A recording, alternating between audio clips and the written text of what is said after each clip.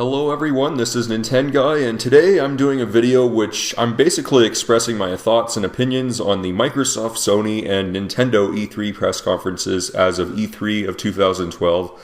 So, yeah.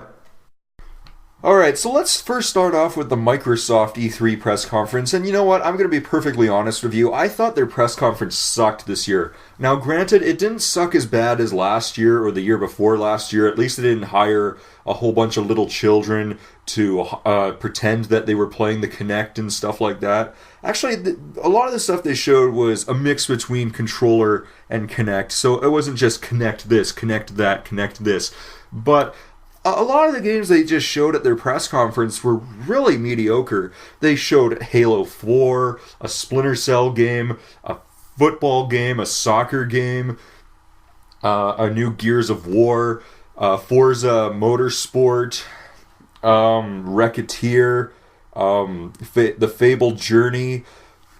What else did they show off? They showed off Dance Central 3, a new Call of Duty Black Ops game, and all these games that they just showed looked very mediocre. They didn't look that interesting. The only game that they showed at their press conference that actually looked appealing was Resident Evil 6. But here's the problem. Resident Evil 6 is a multi-platform game. It's not an exclusive. I think what Microsoft really needs to focus on is making more exclusives for their system.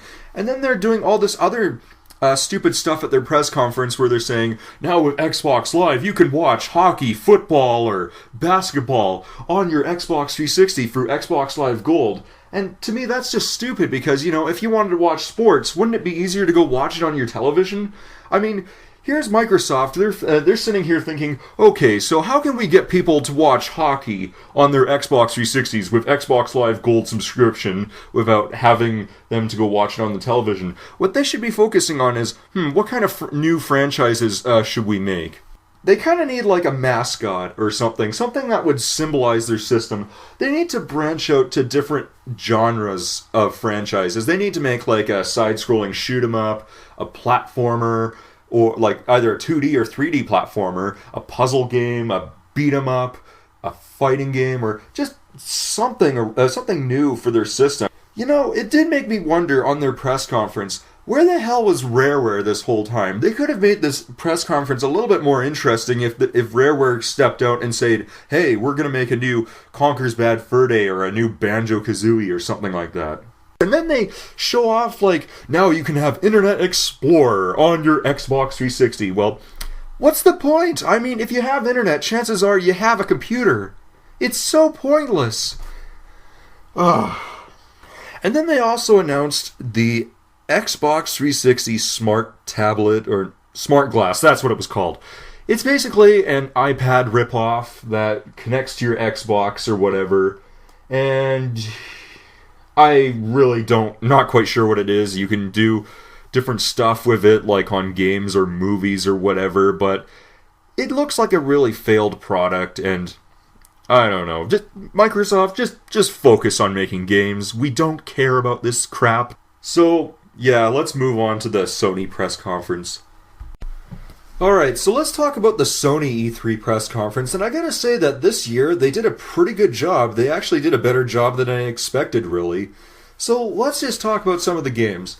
The first game that they announced was a game called Beyond, and in this game you're like some chick who has psychic powers and she's being chased by the military and there's a whole bunch of action and explosions going on, and it looks like a really interesting and really fun game. There is one thing, however, that does concern me about Beyond, and that's the fact that in Heavy Rain you had to hold down the R2 button just so you can walk around, which I thought was really stupid. I really hope they don't do that in Beyond, but overall it looks like a great game. The second game that they showed off was PlayStation All-Stars Battle Royale for the PlayStation Vita, and in that game, it's like Super Smash Bros. With PlayStation characters, and it looked interesting. But I don't know if I would buy a PlayStation Vita just for that one game. But if I had a PlayStation Vita, I'd probably check it out, though. The other PlayStation Vita game that they showed off that I thought looked interesting was a game called Assassin's Creed 3 Liberation. The game takes place in the 1700s, and Yeah, the whole fact that it's an Assassin's Creed game on a portable handheld looks really cool. If I had a PlayStation Vita, I'd probably buy it. But and then they also showed Assassin's Creed 3 for the PlayStation 3, and the game takes place in the 1700s. You're in the Caribbean Ocean. You're on a boat, and you're fighting all these other battleships and stuff, and it's like a big giant war going on. Another game they showed was Far Cry 3. Now, Far Cry 3 was like a first-person shooter where you were like in a jungle and you were fighting like terrorists and stuff, and the thing that interested me the most was the fact that you could build your own levels, and you could do 4-player co-op. And then another thing that they announced at E3 was the Wonder Book, and what it is it's an actual book that you use for your PlayStation Move camera, and the PlayStation Move camera detects the book, and you can make a whole bunch of stuff just pop out of the book, and you can play mini games and stuff. And one of the games that they announced was called I can't remember what it was. It was like the Book of Spells or something like that, and it's like it's kind of like a Harry Potter game where you use the PlayStation Move controller and the Wonder Book to do certain mini games and stuff, which I thought looked meh. It doesn't look anything special, really. And then they showed off God of War Ascension. In God of War Ascension, it plays like the other God of War games, but in this game, Kratos also has the ability to manipulate objects and make them float in midair. And one of the bosses that you fight is this gigantic octopus, which looks pretty badass. And then the last game that they showed was a game called The Last of Us, and the game looks like it looks like it takes place in an apocalyptic setting, and you're fighting terrorists and you're trying to survive, and it looks like a very suspenseful action game. So yeah, in conclusion, I thought Sony did a pretty good job this year. I actually think they did a better job than last year. So I was pretty entertained. They showed some games that I thought was pretty good, but then there were some that I just didn't care that much about, like the Wonder Book and that Call of Duty Black Ops game for the PlayStation Vita, but most of the games they showed looked pretty interesting. So we have one more press conference to cover, and that would be the Nintendo press conference.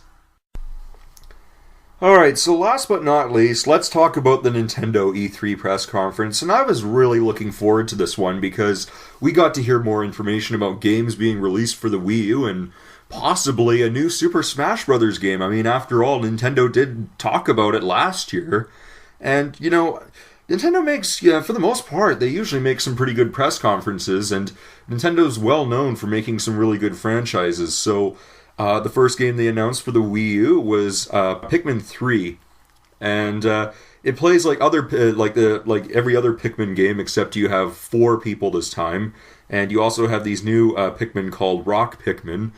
And then they showed off New Super Mario Bros. U, which is like the other New Super Mario Bros. Games, except the graphics are a little bit more polished. And you also have a new power-up, which is the Acorn, which allows Mario to become Flying Squirrel Mario, where you can glide through the air. And not to mention that while you're playing the game, you can also talk to random Mii characters and people on the internet. And then they showed off some games that were made by Ubisoft and Warner Brothers.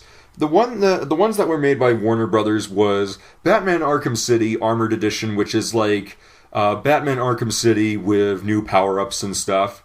Then they made Scribblenauts Unlimited.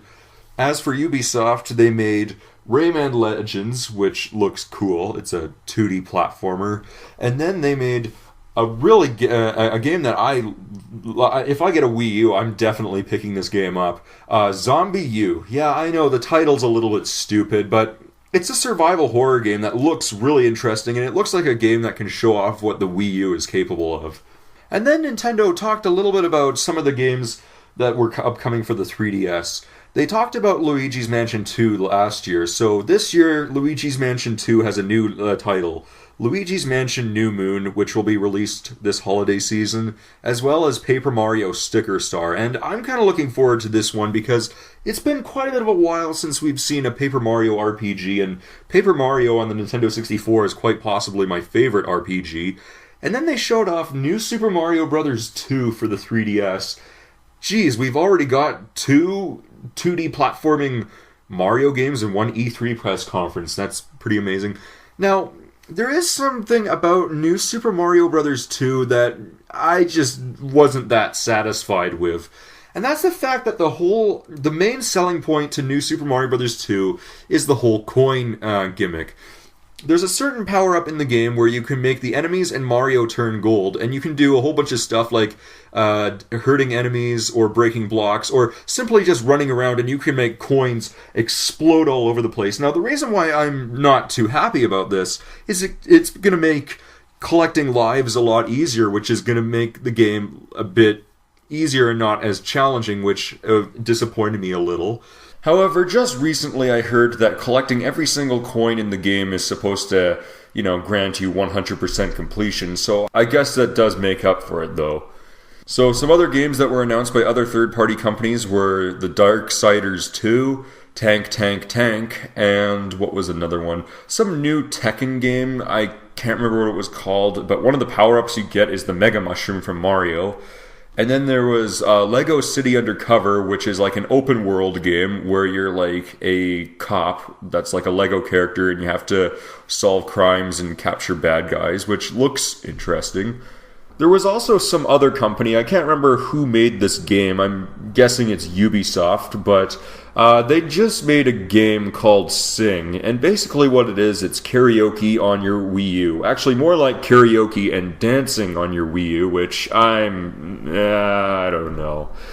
And then they also announced Just Dance 4 for the Wii U, which, again, not interested.